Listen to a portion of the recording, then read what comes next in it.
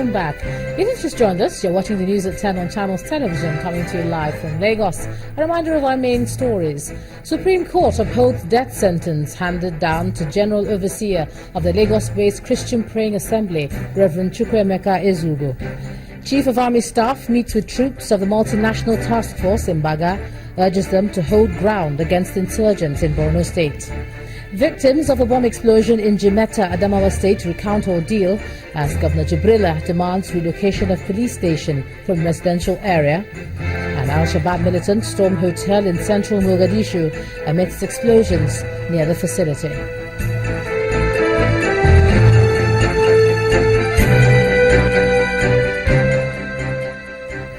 A quick reminder to you that all our top stories are on our website, channelstv.com, and on youtube.com/channelsweb.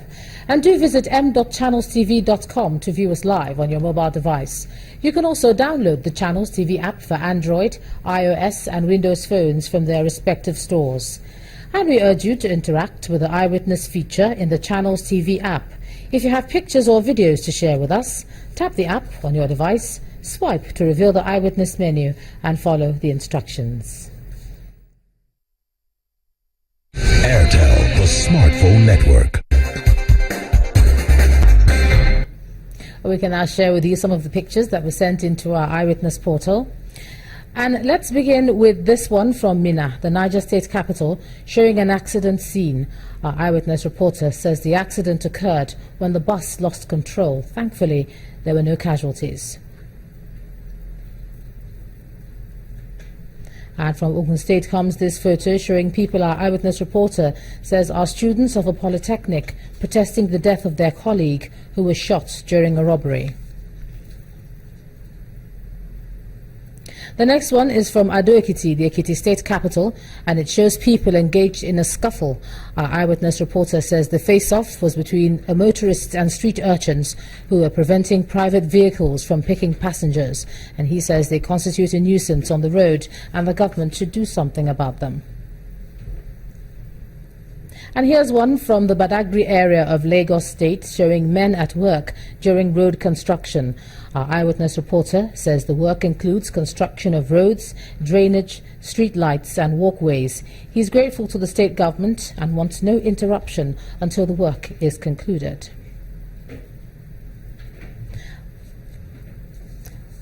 And finally, we have this image from Ahafia in Abia State showing a building which our Eyewitness reporter says is a primary school under construction.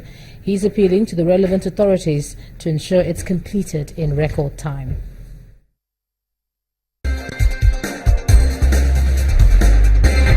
Airtel, the smartphone network. All right, thanks a lot for sending in all your pictures, and we ask you to do send us some more. Governor Jibrilla Bindo of Adamawa State today called for the relocation of the police divisional office from Jimeta town. And this follows yesterday's bomb attack, which killed 4 policemen and left several residents injured.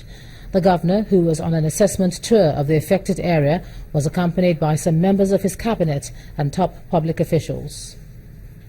Police officials and a delegation from the Adamawa state government visited the site of yesterday's bomb blast that rocked the Jimeta division of the Nigeria police in Adamawa state.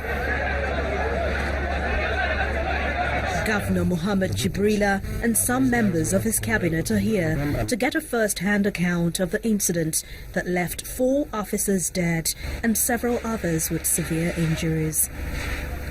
The governor speaks on the urgent need to relocate the station from the affected area.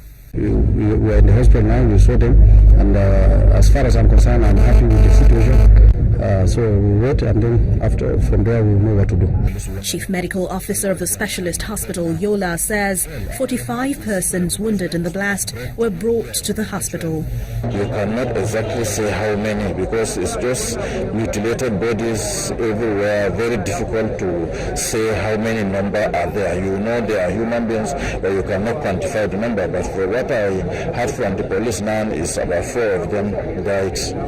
That was the flesh that was brought here. Some of those injured narrate their ordeal and are thankful to God for sparing their lives. As I stand in the office now, I hear the sound. So after that, Next, I find myself in the hospital. Now, till I come back to myself, I ask my colleague where I am. Then my colleague now told me that this is what happened, and I rush you to hospital. That's why you find yourself here. I say, glory be to God.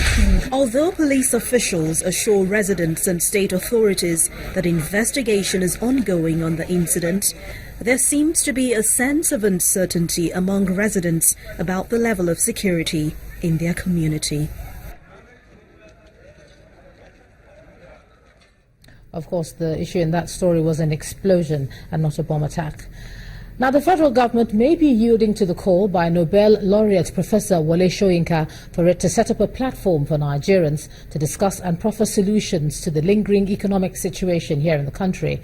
The senior special assistant in the office of the Vice President, Mr. Laolu Akonde, told Channels Television that the president's economic team has been brainstorming on ways to lift the economy out of its present troubles. Well, what I do know is that in the January meeting of the National Economic Council, the issue of having some form of extended deliberation, detailed deliberation on the economy, on the current challenges that the nation is facing economically, was discussed. People said, maybe we should have an extended period of time to try and look at the problems and prefer solutions. And that was in January. I think that was January 28th. There's going to be what is called a retreat of the members of the council, sometimes next month. And the president, I believe, is going to be participating, and there are also going to be participants from the private sector, both locally and internationally, to try and see, bring everybody together. It's very clear what this government wants to do economically. It's going to be a market-driven, economy, but government is going to be coming in to intervene to ensure inclusive growth. In the past, we've had a lot of GDP figures about how the economy is growing, and that is all well and good. But when you look at the life of the common man, there is no reflection. You don't see the connection between those GDP growth rates and the life of the common man. And that's why government is saying that, look, we have to begin to adjust that. So government is going to be involved. Now, that explains why we have the social investment program, where government is going to spend about 500 billion naira on different aspects of social programs. All right, let's get another perspective now. I'm now being joined on the News at 10 by financial analyst, Mr. Tola Moboluri. Thank you so much for joining us on the News at 10. Good evening. Right, you heard him. Do you think that there's an immediate need for an intervention right now? I think there is a general consensus that something needs to be done. While the government has been successful, at least, in pursuing its anti-corruption objectives, the economic element of governance has not been felt by the general populace, and therefore something needs to be done. I don't know if the conference they're talking about or the retreat that he was talking about is the kind of conference that Professor Soyinka was talking about, but certainly I think there is need for consensus on what needs to be done with respect to the economy. Right now there are discordant tunes between what the president says and what we know has been the beliefs of some of the people even in government. They might not have articulated that publicly, but I think that amongst even the supporters of the president, I believe that there are differences in opinion. It is nice to be able to galvanize everybody around a consensus to move the country forward. Is that the argument that the economists had at the very beginning when they were talking about a structured economic team to drive the economy? Because initially we had heard that perhaps we were being spoiled by successive governments who had that structure, and everybody who needs to be working is in place and is working, but perhaps just not as an economic team. Well, let me put it this way. Yes, maybe it is useful to have what you can recognize as an economic team. But there are people in cabinets who hold positions that impact on the economy. They can coordinate that through the cabinet or in other fora that can be set up amongst them. But I think the problem goes beyond those in government. I think it's a question of galvanizing the populace around a broad objectives and what government wants to achieve. Because really, there needs to be a lot of communication between the government and the governed. The Nigerian economy is in dire straits. People need to know how bad it is. People need to be mobilized to prepare for the sacrifices they need to make. And people need to also be guided on what government policies will be so that people can respond and act accordingly. We are all economic animals. If you tell me this is what you want to do, and then I can prepare myself to benefit from whatever you are doing. If that doesn't happen, what is your greatest fear? I think right now really we have maybe another 5, 10, 15 years, to be able to restructure this economy, or we may will have missed it, permanently, because oil that has driven our economy since 1970 really is not a commodity that can be relied upon now to drive any economy for a long time to come. There is shale oil. We used to export oil to the US. We no longer do that. And people say, oh, well, the Far East will take China. There's India. The bad news is that China also has shale. UK has shale. Germany has shale. And when they start prospecting for their shale, where will we sell our oil to? Beyond that, even the sedimentary rocks that we are currently exploiting, everybody's finding oil in the East Africa basin. So we do need to face the reality of how to galvanize this economy into a productive mode, because right now we don't produce. Thank you so much, Mr. Tola Mobolurin, for joining us on the News at 10 tonight. You're welcome. From there now, let's cross over to Abuja and check in with Linda Akigbe. She's standing by. Hey, Linda. Hello, Ijoma. Thank you for joining us and welcome to Abuja. Now, you remember the frivolous petitions bill that was popularly termed the social media bill, sponsored by the Deputy Majority Leader, Senator Ibn Nala. Well, that bill may not see the light of day. This is because the Senate President, Dr. Bukola Saraki, says the bill is dead on arrival. The Senate President was speaking at the Social Media Week in Lagos, where the issues of the 2015 general elections and the major influencers were discussed. Dr. Saraki says the Senate and the major users of social media in Nigeria are on the same page on this issue. Some of the contents of those bills will not even pass second reading. What I want to reassure you is that I personally strongly believe that there is a role of the social media platform in our governance. I've talked, and that is the background I've given.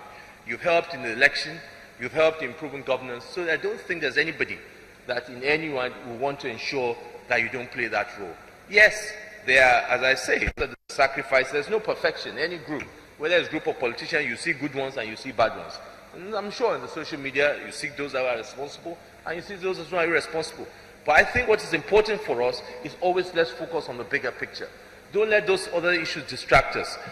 That anti-frivolous bill is going nowhere. It's dead on arrival. It's not. Doesn't need you to even. If you even didn't participate, it will go nowhere, because everybody is very involved now in what happens in government, at the parliament. I'm sure. Again, I go back. When the parliament used to be here in Lagos, I'm sure a lot of people didn't even know what happened in the sessions. But now we're opening it up. Both on some of our Twitter and our Facebook, you can know what's happening even before the papers find out. You guys, and that is why you can contribute on bills or your opinions on some of those issues. African representatives meeting at the UN Habitat 3 regional conference in Abuja have set 7 priorities to fast-track urbanization in the continent. The second priority of the conference, tagged the Abuja Declaration, is enhancement of people-centered urban and human settlements through access to affordable and adequate basic services, housing and land, urban safety and security, and upgrading of slums. Our correspondent, Omelogo Nadi, has the report. 52 African countries, 3 days of deliberations and 7 broad priorities set for Africa's urban agenda. And the UN Habitat 3 Regional Conference in Nigeria draws to a close. These representatives have agreed that there are no general solutions to issues of urbanization, but they say there are a set of frameworks that can serve as guides. 7 strategic priorities have been set in what would in future be known as the Abuja Declaration. Key among these are urbanization that accelerates structural transformation for inclusive growth, enhancing people-centered urban and human settlements, and strengthening of institutions and systems to promote transformative change in settlements. Ensuring access to affordable basic services including clean water, sanitation, energy, health, education and sustainable transport and employment by all citizens in order to realize their full potential, especially youth, women and people in vulnerable groups. The United Nations Habitat Office is optimistic that these strategic priorities will set Africa out towards the global urban goal. Urbanization in Africa, as I said at the beginning, is booming. It's now taking the lead in the rate of growth overall the planet, and that presents a huge opportunity for the economic advances and challenges of Africa. The UN Habitat African Regional Conference has ended, but work begins from here. Ahead of the global urban agenda, priorities have been set for the African urban agenda. Every government has a task to set about its implementation, each nation according to its level of development.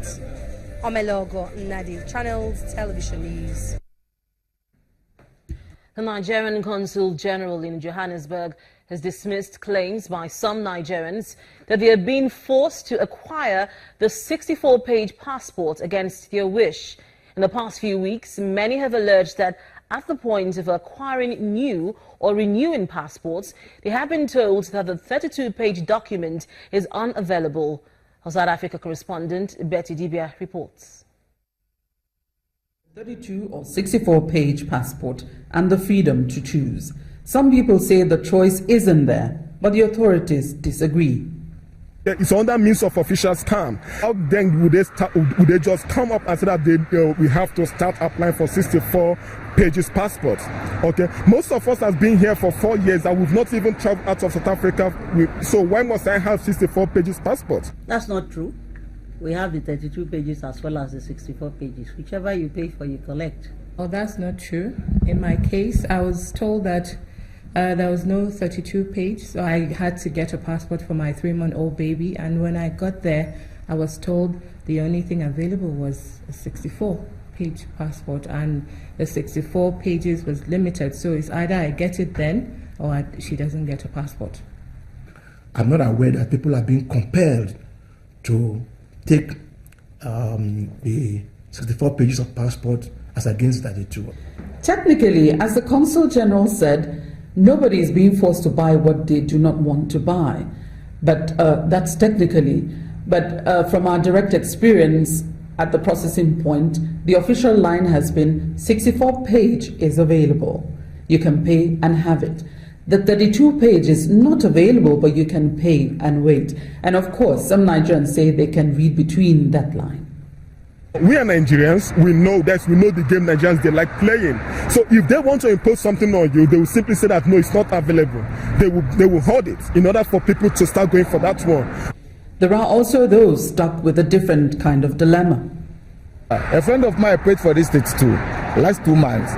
Now he came to collect the passport. There is nothing like 32 anymore. It's 64 pages. Who's to blame? Is it him or the people working here? Now they have to pay another money for 64. No, this is confusing. To that, the processing company OIS says Innovate One has a provision on their website for those seeking a refund. Meanwhile, frequent travelers are happy that the 64-page option is available, but they are only almost ecstatic. I don't have a problem proceeding with the 64 pages. My main concern here is for them to make it extend to be 10 years. Other countries are having 10 years. Suggestions are being put forward to government. If the government approves that, so be it. A 32-page passport officially goes for about $107 while a 64-page one goes for $137. Both last for 5 years. While we all wait for the said approval from government, traveling Nigerians also look to government for more value in the national documents they acquire. From Johannesburg, South Africa, Betty Dibia, Channels Television News. And that's all from the capital city. Back to you in Lagos. Thanks a lot, Linda, all the way from the federal capital city. And when the news at 10 returns, the National Lottery Regulatory Commission advises agents to prioritize database projects. Do join us again.